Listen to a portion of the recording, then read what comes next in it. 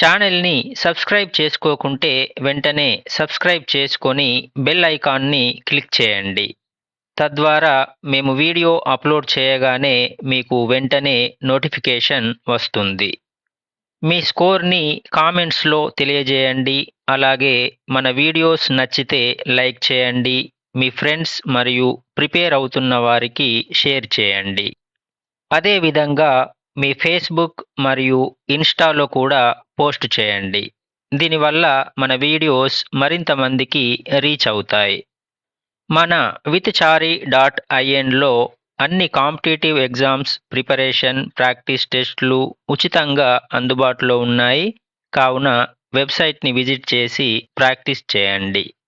ఇంకొక ముఖ్యమైన విషయం ఏంటంటే ప్రతి ప్రశ్నకు మేమిస్తున్న వివరణాత్మక విశ్లేషణను పూర్తిగా వినండి మరియు ఒక సెపరేట్ నోట్బుక్లో బిట్స్ రూపంలో రాసుకోండి.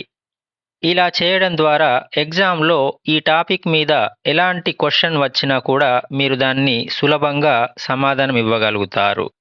అదేవిధంగా మీకు ఆన్సర్ తెలిసినటువంటి క్వశ్చన్ యొక్క ఎక్స్‌ప్లనేషన్‌ని కూడా స్కిప్ చేయకుండా వినండి. అలాగే నోట్స్ రాసుకోండి.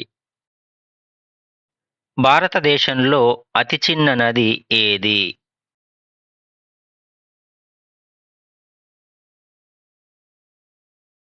అర్వారి నది. భారతదేశంలోని అతి చిన్న నది అర్వారి నది.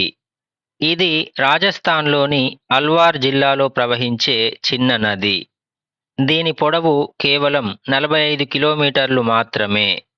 ఈ నది 60 సంవత్సరాల పాటు ఎండిపోయిన తరువాత స్థానిక ప్రజల భాగస్వామ్యం మరియు నీటి సంరక్షణ పద్ధతుల వల్ల తిరిగి జీవం పోసుకుంది. వంగల పండుగ ఏ రాష్ట్రంలో ప్రసిద్ధి చెందింది?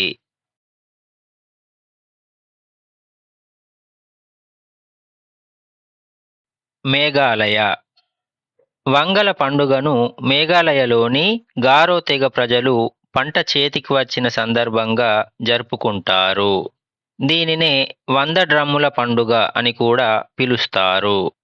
సూర్యదేవుడైన సల్జోంగుకు కృతజ్ఞతగా 100 డప్పుల మోతతో ఈ వేడుకను ఘనంగా నిర్వహిస్తారు. ఎగ్ బౌల్ ఆఫ్ ఆసియా అని ఏ భారతీయ రాష్ట్రాన్ని పిలుస్తారు?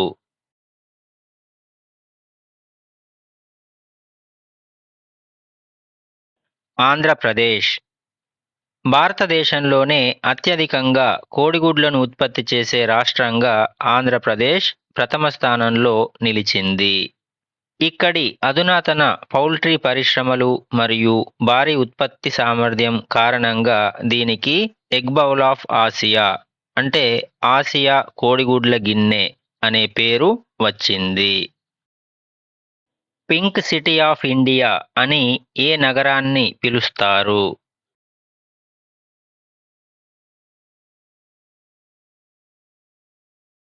జైపూర్. రాజస్థాన్ రాజధాని అయిన జైపూర్ నగరాన్ని పింక్ సిటీ ఆఫ్ ఇండియా అని పిలుస్తారు. 1876లో బ్రిటన్ యువరాజు ప్రిన్స్ ఆఫ్ వేల్స్ విజిట్ చేసినప్పుడు వారికి స్వాగతం పలుకుతూ అప్పటి రాజు మహారాజా సవాయ్ రామ్ సింగ్ నగరం మొత్తానికి గులాబీ రంగు వేయించారు. అప్పటి నుండి దీనికి ఈ పేరు వచ్చింది. మణిపూర్ రాష్ట్ర రాజధాని ఏది?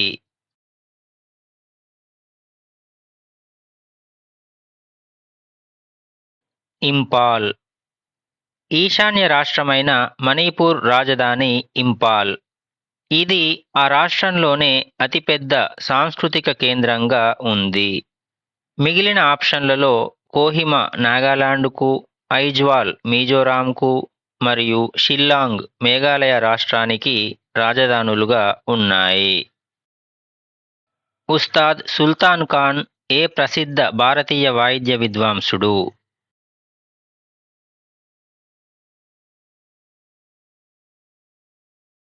సారంగి. ఉస్తాద్ సుల్తాన్ ఖాన్ భారతదేశానికి చెందిన అంతర్జాతీయ ప్రసిద్ధిగాంచిన సారంగి విద్వాంసుడు మరియు శాస్త్రీయ సంగీత గాయకుడు. భారతీయ సంగీత రంగానికి ఆయన చేసిన విశిష్ట సేవలకు గాను 2010లో కేంద్ర ప్రభుత్వం పద్మభూషణ్ పురస్కారంతో సత్కరించింది. భారతదేశపు తొలి స్వదేశీ కలర్ సినిమా ఏది?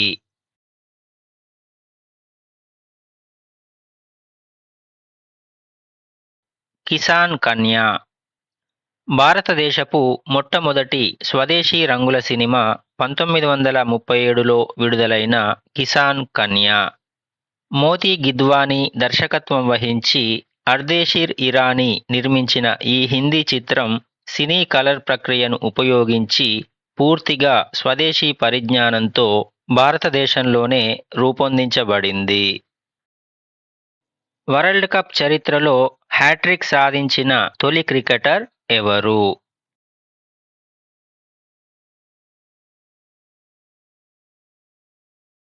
చేతన్ శర్మ. ప్రపంచ కప్ చరిత్రలో హ్యాట్రిక్ సాధించిన తొలి క్రికెటర్ భారతదేశానికి చెందిన చేతన్ శర్మ. ఇతడు 1987 ప్రపంచ కప్లో న్యూజిలాండ్తో జరిగిన మ్యాచ్లో కెన్ రూథర్ఫోర్డ్, ఇయాన్ స్మిత్ మరియు ఎవెన్ చాట్ఫీల్డ్లను వరుస బంతుల్లో క్లీన్ బౌల్డ్ చేయడం ద్వారా ప్రపంచ కప్ చరిత్రలో తొలి హ్యాట్రిక్ సాధించాడు. 2 ఆస్కార్ అవార్డులు పొందిన తొలి భారతీయుడు ఎవరు?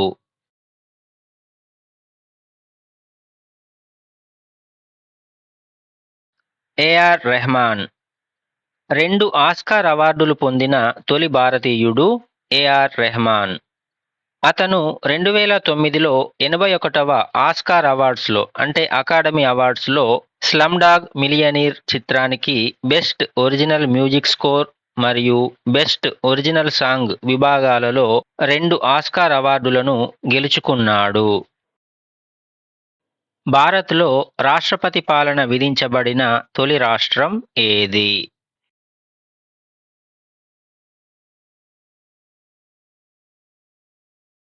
పంజాబ్.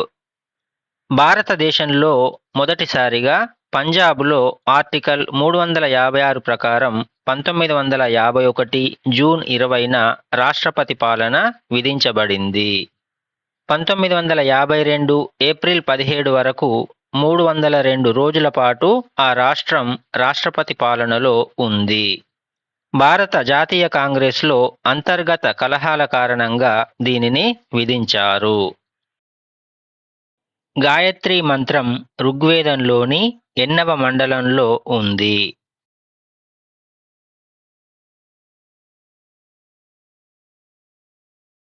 మూడవ మండలం.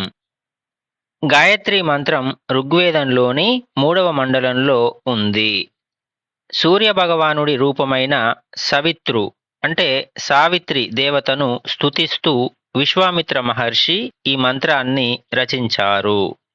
దీనిని సావిత్రి మంత్రం మరియు బ్రహ్మ మంత్రం అని కూడా పిలుస్తారు.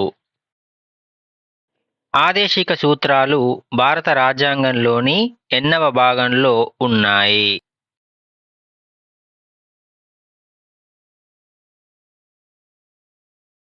భాగం 4. ఆదేశిక సూత్రాలు భారత రాజ్యాంగంలోని 4వ భాగంలో ఆర్టికల్స్ 36 నుండి 51 వరకు పొందుపరచబడ్డాయి. వీటిని ఐర్లాండ్ రాజ్యాంగం నుండి గ్రహించారు. ఇవి దేశంలో సామాజిక ఆర్థిక ప్రజాస్వామ్యాన్ని సంక్షేమ రాజ్యాన్ని స్థాపించడానికి మార్గదర్శకాలుగా పనిచేస్తాయి. కానీ వీటికి న్యాయ సంరక్షణ లేదు. రాష్ట్ర ప్రభుత్వానికి రాజ్యాంగబద్ధమైన అధిపతి ఎవరు?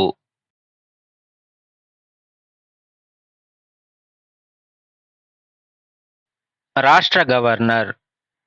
రాజ్యాంగంలోని ఆర్టికల్ 154 ప్రకారం రాష్ట్ర ప్రభుత్వ కార్యనిర్వాహక అధికారాలన్నీ గవర్నర్కు సంక్రమిస్తాయి. అందువల్ల ఆయనే రాష్ట్ర రాజ్యాంగబద్ధ అధిపతి.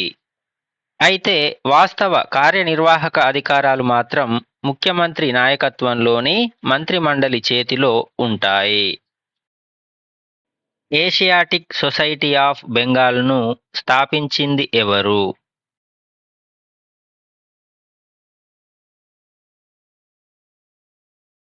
Sir William Jones. Sir William Jones 1784 జనవరి 15న కలకత్తాలోని ఫోర్ట్ విలియంలో ఏషియాటిక్ సొసైటీ ఆఫ్ బెంగాల్ను స్థాపించారు. అప్పటి గవర్నర్ జనరల్ వారన్ హేస్టింగ్స్ మద్దతుతో ఆసియా ఖండపు ప్రాచీన చరిత్ర, సంస్కృతి మరియు విజ్ఞానాన్ని పరిశోధించడం కోసం ఈ సంస్థను ఏర్పాటు చేశారు. కుక్కల పట్ల ఉండే విపరీతమైన భయాన్ని ఏమని పిలుస్తారు?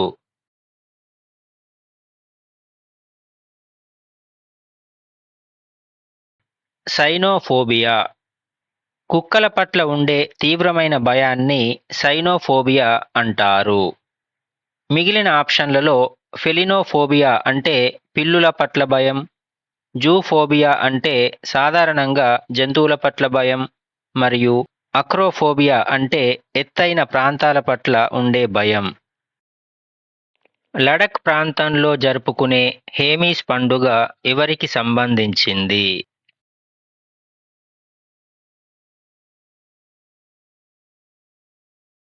బౌద్ధులకు. హేమిస్ అనేది లడఖ్లో ప్రసిద్ధ టిబెటన్ బౌద్ధమత గురువైన గురు పద్మసంభవ జన్మదినం సందర్భంగా బౌద్ధులు జరుపుకునే ముఖ్యమైన పండుగ. ఈ ఉత్సవంలో బౌద్ధ సన్యాసులు రంగురంగుల ముసుగులు ధరించి చేసే సాంప్రదాయ చామ్ నృత్యం ప్రధాన ఆకర్షణగా నిలుస్తుంది. గుండె మరియు దానికి సంబంధించిన వ్యాధుల గురించి అధ్యయనం చేసే శాస్త్రాన్ని ఏమంటారు?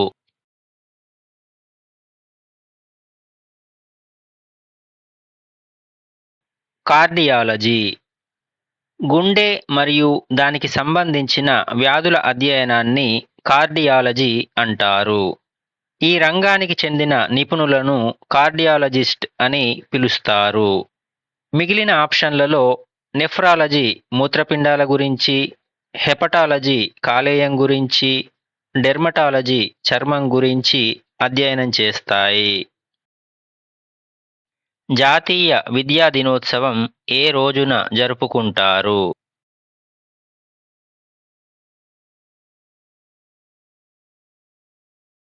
నవంబర్ 11. భారతదేశ తొలి విద్యాశాఖ మంత్రి మౌలానా అబుల్ కలాం ఆజాద్ జయంతి సందర్భంగా ప్రతి సంవత్సరం నవంబర్ 11న జాతీయ విద్యా దినోత్సవం జరుపుకుంటారు. సెప్టెంబర్ 5న జాతీయ ఉపాధ్యాయుల దినోత్సవం, నవంబర్ 14న బాలల దినోత్సవం మరియు అక్టోబర్ 5న ప్రపంచ ఉపాధ్యాయుల దినోత్సవం జరుపుకుంటారు. ఆర్బీఐ గవర్నర్గా పనిచేసిన ఏకైక భారత ప్రధానమంత్రి ఎవరు?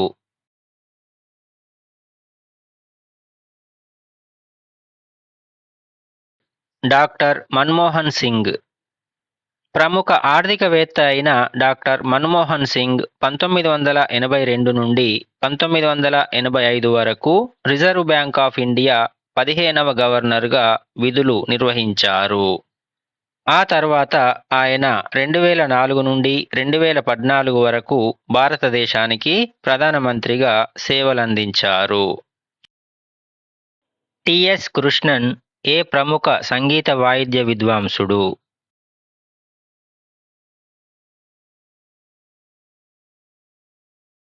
వయోలిన్. త్రిప్పునితుర నారాయణయ్యర్ కృష్ణన్ అంటే టిఎన్ కృష్ణన్ కేరళలో జన్మించిన ప్రముఖ కర్ణాటక సంగీత వయోలిన్ విద్వాంసులు.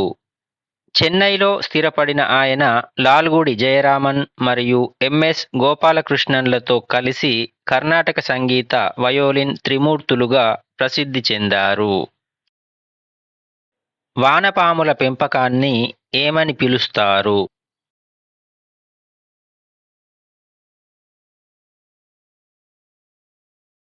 వర్మికల్చర్. వానపాములను శాస్త్రీయ పద్ధతిలో పెంచి వాటి ద్వారా సేంద్రియ ఎరువును తయారు చేయడాన్ని వర్మికల్చర్ అంటారు. మిగిలిన ఆప్షన్లలో సెరికల్చర్ అంటే పట్టుపురుగుల పెంపకం, పిసికల్చర్ అంటే చేపల పెంపకం మరియు మోరికల్చర్ అంటే పట్టుపురుగుల ఆహారం కోసం మల్బరీ మొక్కల పెంపకం. భారతదేశపు తొలి వార్తాపత్రిక ఏది?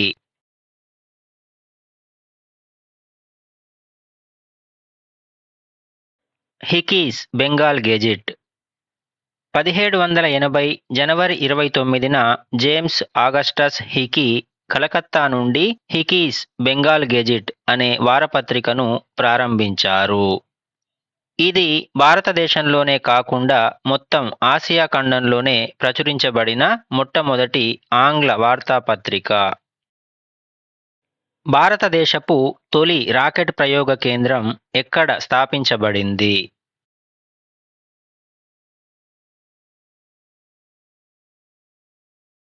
తుంబా, కేరళ. భారతదేశపు మొట్టమొదటి రాకెట్ ప్రయోగ కేంద్రాన్ని 1963లో కేరళలోని తిరువనంతపురం సమీపంలో గల తుంబా అనే ప్రాంతంలో స్థాపించారు. దీనిని తుంబా ఈక్వటోరియల్ రాకెట్ లాంచింగ్ స్టేషన్ అని పిలుస్తారు. ఇక్కడి నుంచే 1963 నవంబర్ 21న దేశంలోనే తొలి సౌండింగ్ రాకెట్ను ప్రయోగించారు. భారతదేశపు తొలి మహిళా అడ్వకేట్ ఎవరు?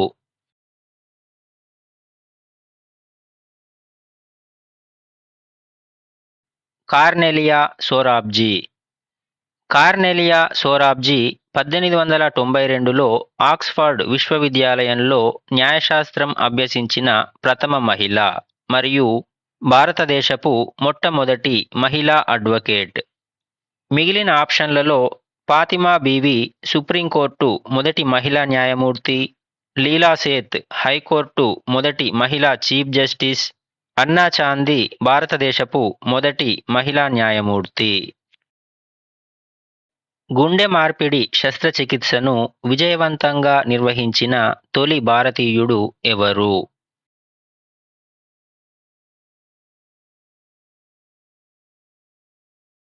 డాక్టర్ పనంగిపల్లి వేణుగోపాల్. ఢిల్లీలోని ఎయిమ్స్ ఆసుపత్రికి చెందిన ప్రముఖ కార్డియాక్ సర్జన్ డాక్టర్ పనంగిపల్లి వేణుగోపాల్ నేతృత్వంలోని బృందం 1994 ఆగస్టు 3న భారతదేశంలోనే అత్యంత విజయవంతమైన మొదటి గుండె మార్పిడి శస్త్రచికిత్సను నిర్వహించింది. వ్యూవర్స్ అందరికీ ముఖ్య గమనిక: అతి త్వరలోనే Telangana high court office subordinate and process server 500 క్వశ్చన్స్తో కూడిన గ్రాండ్ టెస్ట్ 1ని మీకు అందించబోతున్నాము. కాబట్టి ఈ వీడియోని మిస్ కాకండి. ఛానల్ని సబ్స్క్రైబ్ చేసుకోకుంటే వెంటనే సబ్స్క్రైబ్ చేసుకొని బెల్ ఐకాన్ని క్లిక్ చేయండి. తద్వారా మేము వీడియో అప్లోడ్ చేయగానే మీకు వెంటనే నోటిఫికేషన్ వస్తుంది. మీ స్కోర్ని కామెంట్స్లో తెలియజేయండి.